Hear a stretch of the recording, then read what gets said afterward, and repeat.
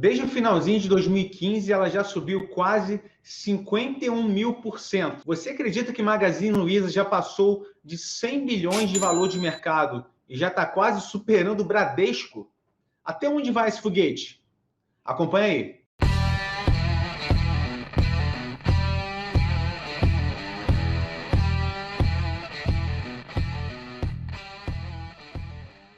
Fala pessoal da Carteira Z, bem-vindo a esse canal, é um prazer tê-lo aqui. Hoje a gente tem também o grande prazer de receber Zé Luiz Junqueira, da gestão da Joule, para falar um pouco sobre o fundo, um pouco também sobre o resultado de Magazine Luiza, que é uma das convicções da gestão. Queria pedir primeiramente para vocês se inscreverem no canal, curtirem e compartilhar esse vídeo. Para quem não conhece, a Carteira Z é referência aí no Brasil em agregar valor através de estudo de bons fundos de investimentos. Os resultados nossos têm sido fantásticos em nossas carteiras. Clica aqui embaixo para você conhecer. Zé, é um prazer tê-lo aqui hoje. Eu queria que você se apresentasse inicialmente, apresentasse até um pouco do fundo para quem não conhece. Muito obrigado pela oportunidade, Rafael. Faz tempo que a gente não conversa.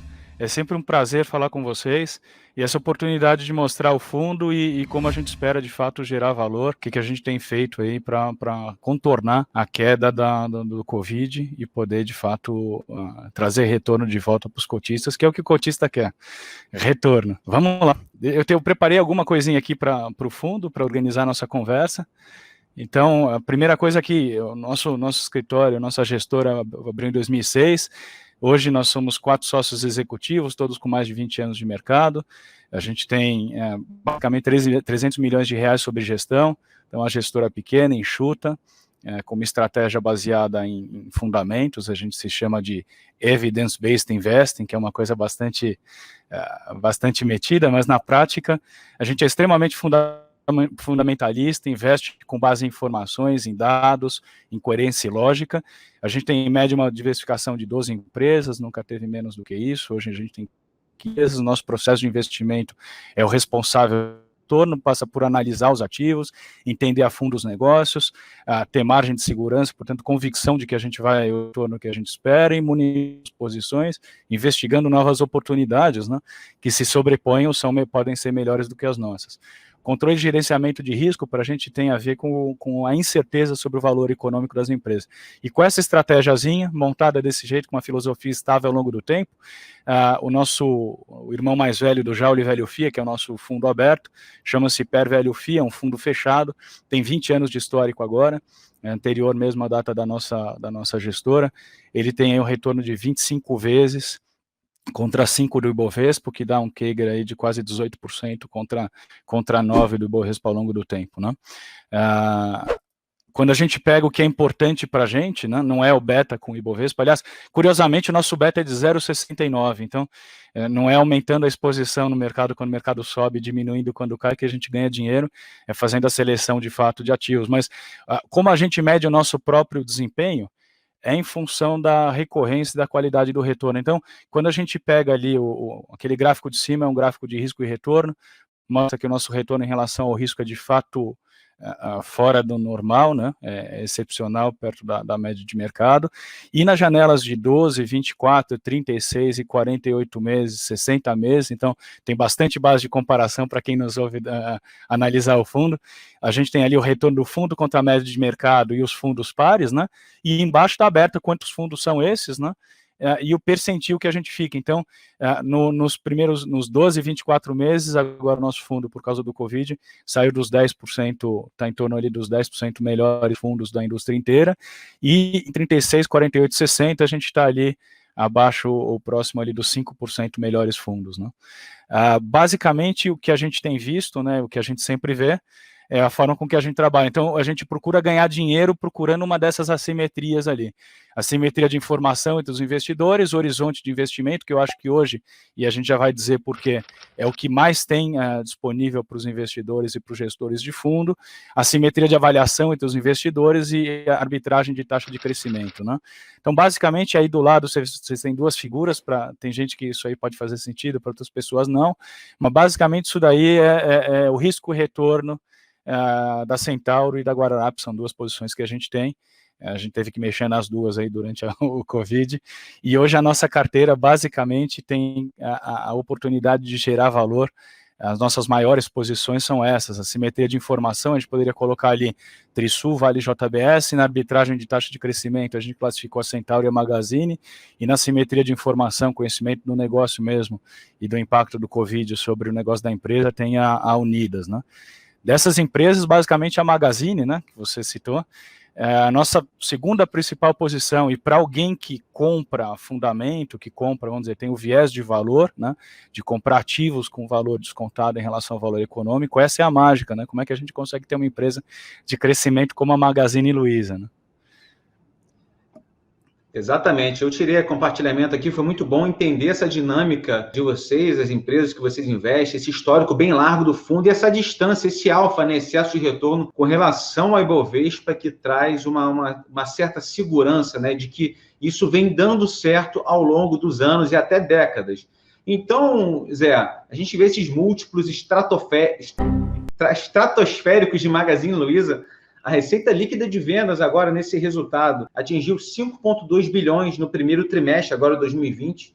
Apresentou uma alta de 20,9% com relação ao primeiro trimestre de 2019. O lucro bruto também dela atingiu 1,4 bilhão nesse trimestre, no primeiro trimestre de 2020, e apresentou também um crescimento de 17,3% no comparativo também com o primeiro trimestre de 2019. Então, eu queria que você sintetizasse um pouco a história de vocês com relação ao Magazine Luiza e falar também desse PL, eu até confundi, estratosférico dela, como é que vocês geram valor e pretendem gerar valor ainda com essa empresa.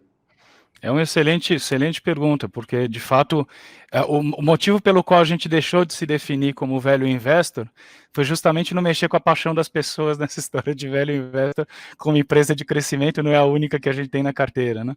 A gente é acionista da Magazine desde 2017, então a gente já tem um retorno acumulado aí bastante interessante, já ajudou bastante a nossa cota também, mas a gente nunca teve uma posição muito grande, a nossa posição em Magazine sempre variou ali entre 5% e 10%, então a gente aumentou nossa posição agora no Covid mesmo, porque de fato a gente viu uma oportunidade de desconto, por incrível que pareça, com o movimento que o mercado fez em cima da empresa, num momento em que o momento operacional da empresa é exatamente o oposto da leitura de mercado durante o Covid. Então, o que aconteceu nas últimas 5 semanas, e a empresa ela tem uma comunicação muito justa.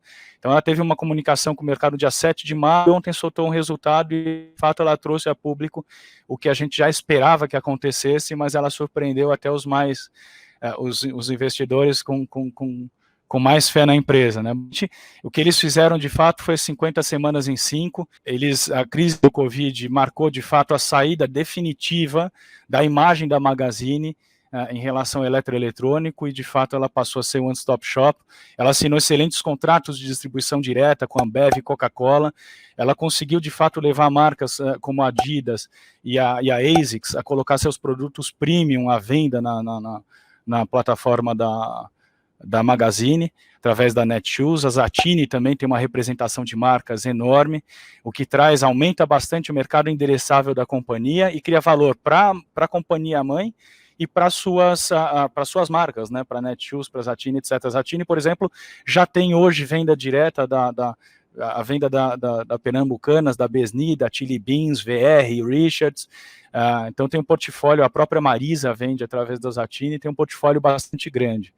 Ela cresceu, ela entrou em novos mercados, né, novos segmentos que não eram core, então o segmento de mercado, por exemplo, é o que gera maior número de compras. Para ela é estratégico em relação ao uso da plataforma, a aquisição de cliente e depois para ajudar bastante a impulsionar o Super App. E tem outras opcionalidades também, por exemplo, a categoria de beleza, beleza e cuidados pessoais, né? Agora passou a ocupar um espaço importante e quando você pega a China, por exemplo, pós-Covid, pós-lockdown, é uma categoria que está sendo muito impulsionada via e-commerce, isso nunca aconteceu antes. Então, a mudança de hábito de consumo está capturada pela plataforma que a Magazine foi capaz de criar nesses anos, e basicamente o salto que ela deu em termos operacionais durante agora o Covid é o resultado de um trabalho muito bem feito e muito bem planejado e uma estratégia muito acertada com um tempo bastante longo. Para você ter uma ideia, 40% das vendas antes do Covid era o click and collect, a pessoa compra online e vai retirar na loja.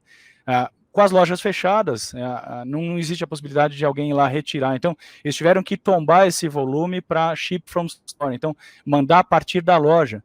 E eles conseguiram fazer o rollout disso em menos de um mês para 600 lojas, o que representa 90% de todos os municípios onde a Magazine está presente. Essa agilidade em fazer isso com uma empresa do tamanho da Magazine, uma complexidade logística nacional gigantesca, fazer as lojas fechadas trabalharem de fato como dark stores, é fantástico, né?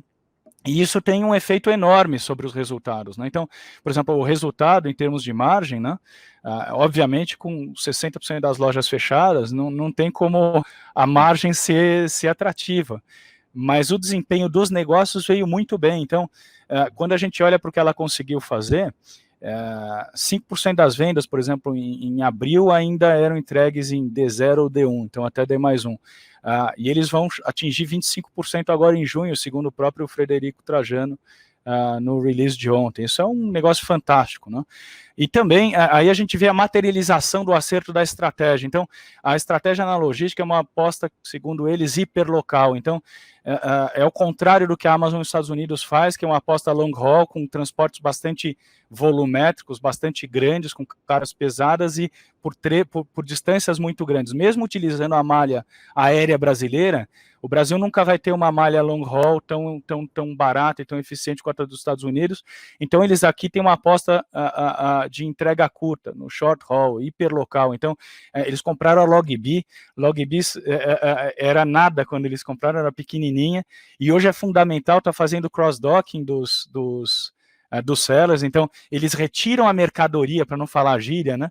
Eles retiram a mercadoria no seller, levam para o CD deles e entregam entregam nas lojas, e a Logby, o caminhozinho da Logby entrega para os clientes, né? Basicamente, hoje a malha logística deles cobre 90% das vendas de 1P da Magalu, e 82% dos sellers estão plugados aí na logística da Magalu Entregas, o que é um negócio fantástico, né? Como resultado disso, a gente vê os crescimentos, né, que é uma coisa fantástica. Então, ela tem crescimento de vendas totais de 34%, então eles atingiram 7,7 bi, e eles têm estimativa que por ter ficado fechado as lojas ali de 10 a 15 dias, no mês de março, isso tenha tido um impacto ali de 500 milhões. O same store sales teria crescido, vendo as mesmas lojas, teria crescido 8% ano contra ano, não fosse o fechamento das lojas, né? O e-commerce cresceu 73%, como você disse, 53% das vendas totais agora já é do e-commerce, então não dá mais para dizer que ela é uma empresa offline com negócio online, ela já é um negócio online com uma atividade offline, que não está sendo usado necessariamente agora para venda física, né? Embora você tenha 10 mil vendedores já vendendo na plataforma deles, pessoa física, né? Juntamente com outros 300 mil vendedores que montam lojinhas para vender produtos da Magazine de né? Mas, assombrosamente, vamos dizer aqui, o resto, assim, é um prato cheio a apresentação de resultado deles, mas vamos falar um pouco do crescimento, né? Eles abriram também o crescimento de maio. Então, em maio, as vendas totais cresceram 46% ano contra ano. Isso com 60% das lojas fechadas. O que isso significa, Rafael? Quando eles abriram esse número, eles abriram. Quanto eles cresceram do e-commerce tradicional? Então, o e-commerce tradicional cresceu 194%, e o marketplace deles, o 3P, né, venda de produtos de outros vendedores, cresceu 230%. É um crescimento assombroso com 60% das lojas fechadas. A gente espera o quê? Com a abertura das lojas, a gente vai ter uma diluição de despesa operacional e as margens da companhia no consolidado crescem, e o avanço que ela fez no e-commerce nesse período do Covid antecipou o fluxo de caixa de maneira bastante importante. E o que é importante numa empresa de crescimento quando ela antecipa o fluxo de caixa? Eu vou pedir até licença aqui para você, eu fiz um papelzinho de pão, para depois ninguém me dizer que eu falo muito complicado, eu falo muita gíria, etc. Então, se você quiser compartilhar, eu fiz um exercíciozinho aqui. Então, imagina o seguinte, você tem uma empresa aqui que gera um caixa aqui de R$100 no primeiro ano, R$130 no segundo, 169, e ela cresce aqui 30% ao ano, tá? para dizer um dado de mercado, que aí não é um dado meu interno, então não é uma análise própria que eu estou compartilhando com alguém, basicamente o negócio do e-commerce era uma coisa que tinha um potencial de crescimento de 30% a 50%, dependendo do analista, e essa faixa, nos últimos 2 anos, é a faixa que as pessoas estimavam, né, de taxa de crescimento para o e-commerce, tá? Enquanto basicamente as lojas físicas da Magalu têm crescido ali entre 17% e 25%, né, cresce uma taxa bem menor, mas é um negócio que tinha sinergia. Mas aqui, fora Magalu, isso aqui é um papel de pão, uma empresa que cresce 30% ao ano, a geração de caixa, ok, parou ali, né? Eu botei ali uma taxa de desconto e um crescimento aqui, porque para calcular a venda para sempre, a venda eterna, que a gente chama, né, no jargão ali de finanças de perpetuidade, eu tenho que colocar uma taxa de crescimento. Então, basicamente, eu estou comparando aqui maçãs com maçãs e não estou dizendo que isso aqui é a Magazine, pode ser qualquer outra empresa. Então, o valor presente dessa empresa aqui, que cresce 30% ao ano, gerando caixa aqui de R$100 no primeiro ano, é de 14.155. O que acontece se essa empresa de crescimento, Rafael, pegar o crescimento que era previsto para o ano 1 e ela te entregar no ano 0? Então, eu simplesmente copiei essas célulazinhas aqui, ó, e colei essas célulazinhas aqui. Para a gente entender, é a mesma fórmula, não mudei absolutamente nada, ela passa a valer 18 mil. Ou seja, ela vale 30% a mais. Reparem que o que ela cresce ao ano aqui é exatamente o crescimento que ela teve a valor presente. Então, equivale ao seguinte, a gente pode pular, tentar alcançar o teto partindo do chão. Se eu subir no banquinho, aquele banquinho já está conquistado, aquele ali já está dado.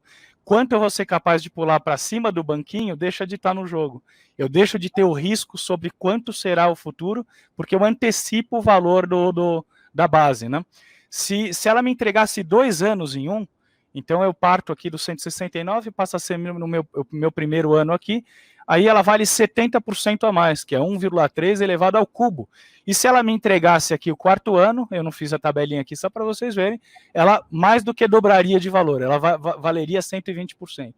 Ora, quando a gente precifica a Magazine, independentemente de cenário, de alternativa, etc., a chance que a gente tem é exatamente colocar no Excel muito maior do que esse, qual vai ser as receitas, as despesas, ao que está associado, né, está sensível ao que, etc. E quando ela entrega um crescimento do jeito que ela entregou, e com fundamentos de infraestrutura, etc., que de fato criam uma arquitetura de digitalização de varejo, que favorece não só o crescimento futuro dela, mas a possibilidade do varejo se plugar na alternativa dela. Para te dar um exemplo, por exemplo, ela cresceu isso agora, o e-commerce, com as lojas fechadas. Lembra que o Click and Collect é 40% da venda da empresa? Isso não está funcionando. O que vai acontecer a hora que as lojas começarem a abrir e o Click and Collect puder voltar? Isso pode alavancar bastante a venda, e que não deu resultado, porque todo o bolso disponível, vamos chamar assim, já está sendo usado pelos consumidores no momento agora. Se abrir a loja, eventualmente você não tem o bolso esquerdo e o direito para somar Click and Collect, eventualmente vai canibalizar as vendas do e-commerce dela atual.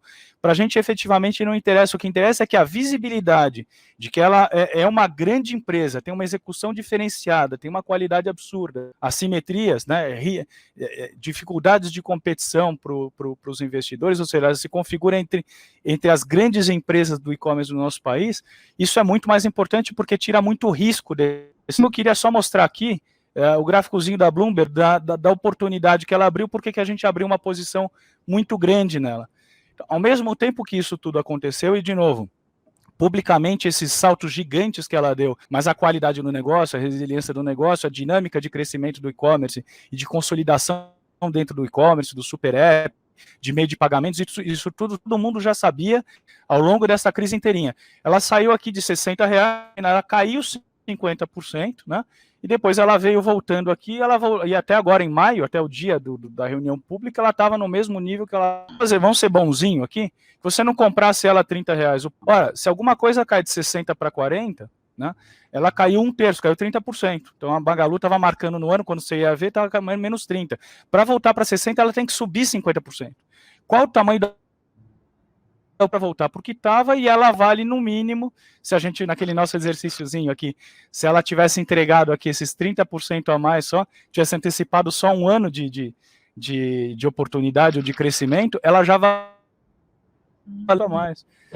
Então, a oportunidade, o desconto em relação ao valor econômico fica muito grande. A gente classificou isso aí como um GARP, que do inglês isso vem de uma empresa de crescimento a um valor razoável. Dinheiro nesse negócio é um dos cavalinhos aí que devem trazer retorno para os nossos cotistas ao longo do tempo. Legal, Zé. Essa live foi bem legal para saber a dinâmica do fundo, entender as posições, principalmente Magazine Luiza. Para terminar, se você puder traçar uma dinâmica bem curta em relação a Magazine e Via Varejo. Por incrível que pareça, as pessoas vivem comparando o tempo todo. O pessoal de Via Varejo acaba sendo um pouco até de torcedor pela empresa, que Via Varejo pode ir a 40. Enfim, queria saber de você agora, para terminar, só um comparativo bem rápido entre elas, se Via Varejo realmente pode vir a ser uma futura Magazine Luiza ou não. Qual é a visão de vocês com relação a isso? Olha, Via Varejo vem de uma base muito baixa, então o motivo pelo qual a Via Varejo tem tanta paixão, né? Tem muita gente no papel, diferente, a gente tem igual paixão pela Guararapes, por exemplo. Só que a gente e meia dúzia de gestores amigos nossos, né? A Via Varejo ela tem liquidez, é uma empresa como uma empresa sobre a venda. O EV sobre GMV ela está muito barata em relação a B2W, a Meli e a Magazine, né? Então é por isso que causa ali, então em termos de múltiplo ela está muito barata. Ela é uma empresa que saiu com uma missão muito mais difícil do que a Magazine, que já estava estruturada há mais tempo. O que eu acho de fato, a upside ela pode ter mais, porque uma empresa em reestruturação, se ela consegue dar um salto inesperado, o valor de mercado dela salta, mas é para um investidor que tem mais apetite de risco por uma empresa de crescimento e reestruturação do que no caso da Magazine.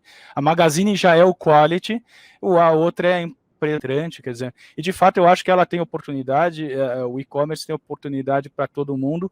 É uma empresa que está dando saltos largos também, mas tem uma questão de risco ali, qualidade, que aí cada investidor é soberano. No nosso caso, por incrível que pareça, a gente é um fundo de ação extremamente conservador, então, apesar de ter posições ali que alguém que não conhece papel possa tomar um susto, a gente é extremamente conservador e a Magazine está entregando muito mais do que a gente poderia esperar ao longo desses anos aí. Muito bom, Zé. Acho que foi muito agregador essa live aqui para entender o posicionamento da gestão racional. Acho que o investidor precisa saber disso, precisa saber a cabeça do gestor, como ele pensa até com relação ao portfólio, não saber de forma vaga, né, como é que o gestor pensa sobre determinado ano. Mas eu acho que essa convicção sobre os posicionamentos é muito importante até para o investidor ter mais segurança na gestão e também conhecer um pouco das empresas que o fundo investe mais a fundo. Afinal, ele é sócio também dessas empresas investindo no fundo. Então, Zé, queria agradecer mais uma vez, pedir para o pessoal aí se inscrever, curtir, compartilhar esse vídeo, né?